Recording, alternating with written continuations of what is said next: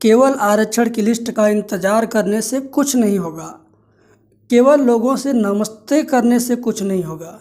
मुझे पता है कि आपने नमस्ते करना तब से शुरू किया है जब से आपने पोस्टर लगाना शुरू किया है। इसके पहले आपने किसी से नमस्ते ही नहीं किया, किसी की मदद ही नहीं किया। तो सीजन वाले जितने भी प्रत्याशी हैं कि जैसे शादी विवाह में जब लगन का सीजन आता है तो तमाम ऐसे लोग दिखने लगते हैं जो कभी नहीं दिखते हैं। तो वैसे ही आप सारे प्रत्याशियों को एक बार मैं आपको व्यंग्य भाषा में बोल रहा हूँ कि आप इस तरीके से लोगों के बीच में प्रस्तुत मत होइए कि लोग आपको लगन वाला बैंड बाजा वाला समझ लें कि भाई लगन जब तक है तब तक रहेगा, उसके बाद पता नहीं चलेगा। तो अपनी छवि गांव में आप किस तरह बनाएंगे कि आपको लोग एक नेता के रूप में, एक ग्राम प्रधान के रूप में या भावी ग्राम प्रधान के रूप में चुनना पसंद करेंगे। तो इसी टॉपिक पर यह वीडियो है आज की। आप इसको अंतिम तक ज़रूर सुनिएगा, समझिएगा, क्योंकि इसमें अपने अनुभव को मैंने पिरोया है। तो आप किसी के अनुभव से कुछ सीख करके अगर अपने लाइफ में उसको अप्लाई करेंगे तो ज़रूर उसका कुछ ना कुछ बेहतर नतीजा आपको दिखाई देगा। सबसे पहले हम बात कर लेते हैं कि आपके पास अभी वक्त है, कम से कम 3 महीने का वक्त है। और आप में से जितने प्रत्याशी 1 साल पहले से, 2 साल पहले से, 6 महीना पहले से फील्ड में लगे थे, लोगों की मदद कर रहे थे, लोगों के बीच में जा करके उन्होंने अपने आप को बताया कि मैं आपका भावी प्रत्याशी हूँ, मैं आपका अपना भाई हूँ, मैं आपका अपना बेटा हूँ, मैं आपके साथ हर वक्त तैयार हूँ। चुनाव जीतूँ चाहे हारूँ ये बाद की बात है, लेकिन मैं आपकी मदद करने के लिए सबसे पहले खड़ा रहूँगा। आपने अगर ऐसा बोला है तो निश्चित रूप से जनता आपके लिए नज़रें गड़ाए बैठी हुई है कि आपको अपना आशीर्वाद देने का मौका उसे मिलेगा। तो ये घुमा फिरा कर मैं जो बात कह रहा हूँ शायद आपको समझ में नहीं आ रहा, लेकिन अब जो बात मैं बोलूँगा वो सारी बात आपको समझ में आएगी।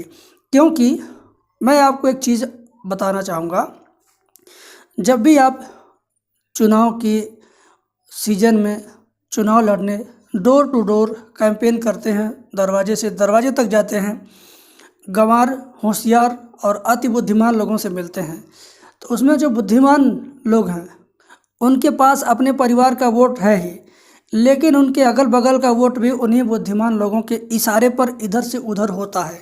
इस बात को आप मानिए। तो उन बुद्धिमान लोगों की नज़र में आप अपने आप को सबसे बेस्ट कैसे बता पाएंगे, इसके बारे में मैं आपको एक आइडिया और एक टिप्स बताने वाला हूँ। ध्यान से सुनिएगा मेरी बात को।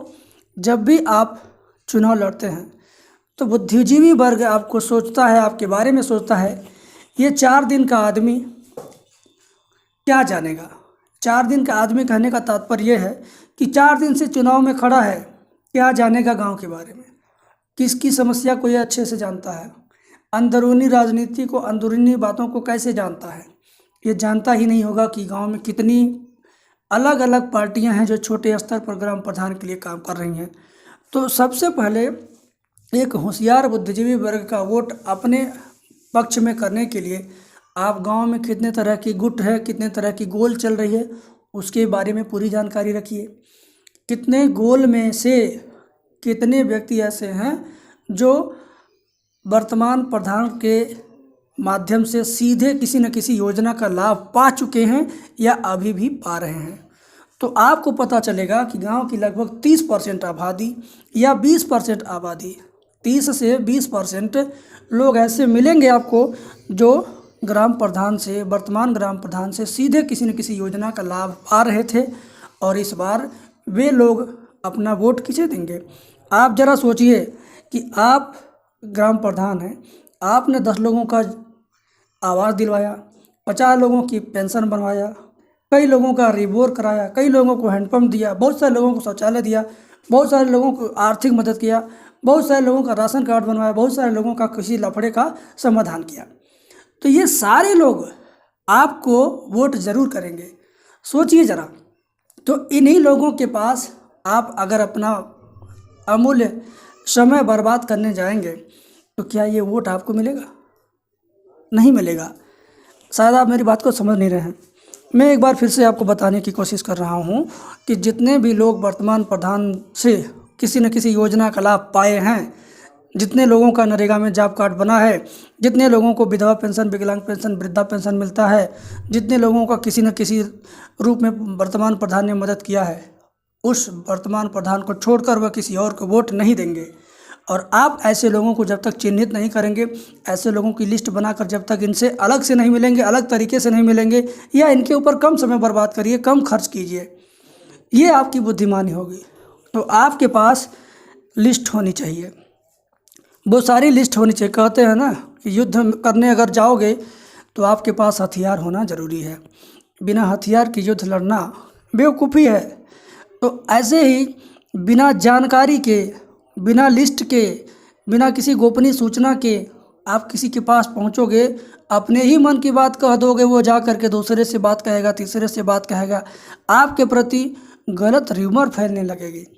आप कई तरह के लोगों को जानिए अपने ग्राम सभा में। तो मेरे कहने का मतलब यह है कि आप सबसे पहले उन लोगों की लिस्ट निकालिए, या उन लोगों की लिस्ट बनाइए जितने लोग नरेगा में मजदूरी करके कुछ कमा चुके हैं। उन लोगों से, उन सारे लोगों की लिस्ट निकालिए जितने लोगों को शौचालय का लाभ मिला है। उन सारे लोगों की लिस्ट निकालिए जितने लोगों के घर पे हैंडपंप नया लगा हुआ है।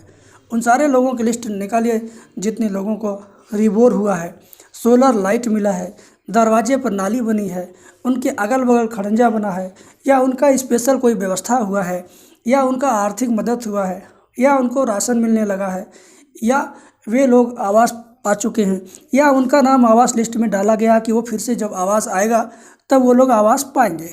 तो इतने सारे लोगों का आप डेटा इकट्ठा करिए और इतने सारे लोगों को ये मान के चलिए कि इसमें से आपको वोट नहीं मिलने वाला है, अब मिलने वाला भी है तो बहुत कम मिलने वाला है। तो ये सारी लिस्ट आपको आपके अगल बगल के लोग जो जनसेवा केंद्र चलाते हैं वहाँ से मिल सकती है। अगर वहाँ अगल बगल न मिले तो सीधे आप मुझे संपर्क कीजिए। मेरा WhatsApp number, phone number screen पर दिख रहा होगा, उस पर संपर्क कीजिए और सीधे आप हमसे वो सारी लिस्ट प्राप्त कर लीजिए। गोपनीय ढंग से मिलेगी लिस्ट, आपको पता चलेगा, मुझे पता चलेगा, और यह गोपनीय सूचना गोपनीय ही हमेशा रहेगी। इसके बाद आप इन लिस्ट पे काम करिए। लिस्ट पे काम करते करते आपको पता चलेगा कि आप अभी तक कितने गलत जगह पर अपना समय इन्वेस्ट कर रहे थे।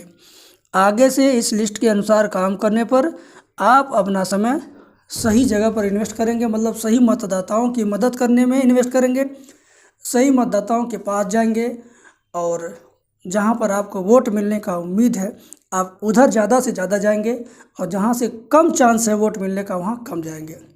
अब लास्ट में एक बात और मैं बोलूँगा, जो बुद्धिजीवी वर्ग के लोग हैं इनके सामने जब आप ये सब हिस्ट्री रखेंगे, ये सारी बात रखेंगे, तो ये भी आपको वैल्यूएबल समझेंगे, ये भी आपको ज़्यादा वैल्यू देंगे, ये भी आपको समझेंगे कि हाँ आप गांव की अंदरूनी राजनीति को जान चुके हैं और आप चुनाव लड़ने योग्य हैं।